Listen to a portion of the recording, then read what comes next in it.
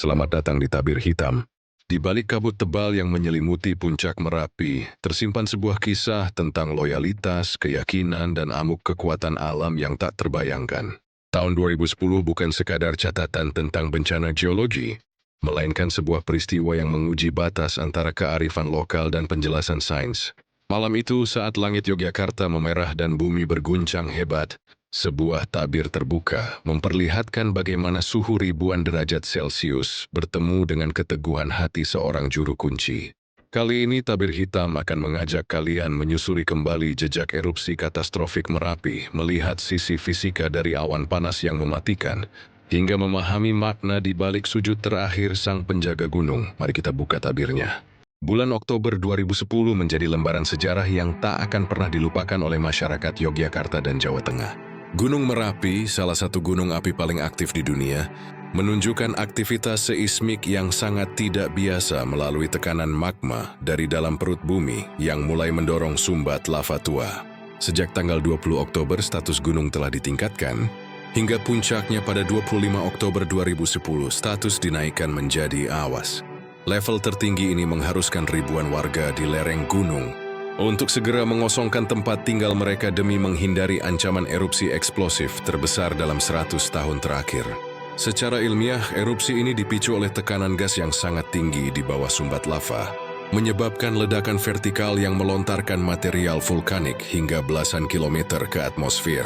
Fenomena yang paling mematikan dalam tragedi ini adalah pyroclastic flow atau yang dikenal masyarakat lokal sebagai wedus gembel. Secara fisika, ini adalah awan panas yang terdiri dari campuran gas beracun, abu vulkanik, dan batuan pijar yang bergerak sangat cepat mengikuti lembah sungai.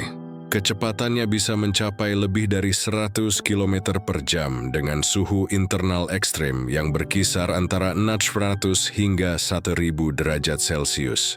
Massa jenis awan panas yang lebih berat dari udara membuatnya meluncur turun menghantam apapun yang dilaluinya, menciptakan kerusakan total pada struktur bangunan dan vegetasi dalam hitungan detik.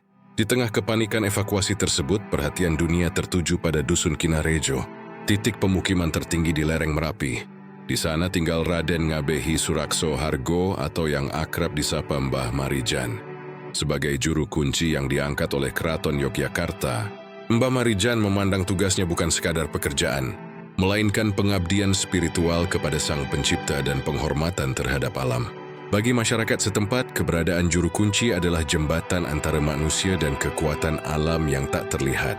Mbah Marijan memilih untuk tidak mengungsi karena ia merasa memegang amanah untuk tetap berada di posisinya selamat Sang Tuan atau Merapi sedang memiliki hajat besar. Secara religi, ia menyerahkan seluruh jiwa raganya kepada Tuhan Yang Maha Esa, menunjukkan tingkat kepasrahan dan keteguhan iman yang luar biasa di tengah ancaman maut. Pada petang hari tanggal 26 Oktober, Merapi meletus hebat dengan suara gemuruh yang menyerupai dentuman meriam dan kilatan petir vulkanik. Awan panas menyapu sisi selatan gunung, termasuk seluruh wilayah desa Kinarejo. Setelah kondisi mulai tenang pada pagi harinya, tim penyelamat melakukan penyisiran di tengah hamparan abu yang masih panas dan menemukan sang juru kunci telah tiada di dalam rumahnya. Mbah Marijan ditemukan dalam posisi bersujud menghadap kiblat, yang secara medis disebabkan oleh paparan suhu ekstrim, namun secara simbolis dimaknai sebagai bentuk ketundukan terakhir seorang hamba kepada Tuhannya. Jenazahnya kemudian dimakamkan di Kompleks Makam Serunen, menandai akhir dari perjalanan panjang kesetiaannya kepada bumi Mataram. Rangkaian letusan besar terus berlanjut hingga awal November, memaksa radius aman diperlebar hingga 20 km dan mengakibatkan lebih dari 300 orang kehilangan nyawa. Peristiwa ini menjadi titik balik bagi sistem mitigasi bencana di Indonesia, di mana integrasi antara kearifan lokal dan teknologi modern mulai dikaji lebih dalam. Kita belajar bahwa meskipun alam memiliki kekuatannya sendiri yang terkadang bersifat mistis dalam kacamata tradisi, pemahaman sains mengenai aktivitas vulkanik sangat krusial untuk menyelamatkan nyawa manusia.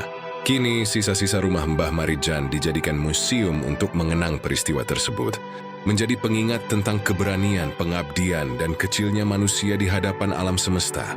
Menurut kalian, apakah kearifan lokal bisa selalu berjalan beriringan dengan sains dalam menghadapi bencana alam? Tulis pendapat kalian di kolom komentar.